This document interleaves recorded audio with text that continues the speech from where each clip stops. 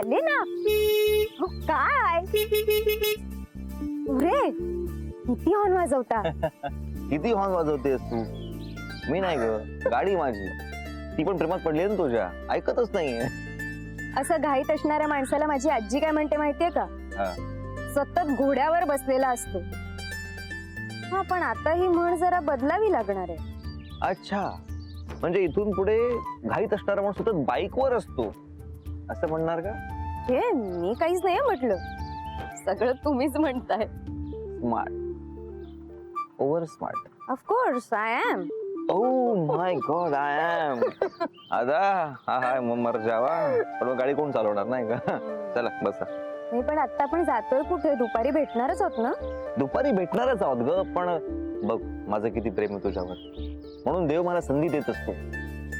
Timepass कमी करा, सांगा ना. आपण वच्छी मावशीकडे जायचंय. त्यांचा फोन आला होता, त्यांनी बोलावलं. असं अचानक काकांची तब्येत? सगळं ठीक आहे, टकाटक एकदम, काय काळजी करण्याचं कारण नाही. त्यांनी सांगितलं की काहीतरी आनंदाची बातमी.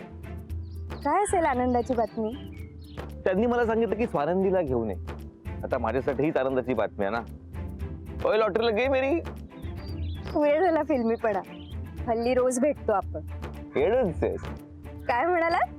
काही नाही, जाऊ दे, चल बस. नाही नाही नाही नाही, तुम्ही मला आता येडू म्हणालात ना? ऐकलंस ना? तरी विचारतेस? हा, येडू. नको जा. चला गाडीवर बसा, उशीर होतोय.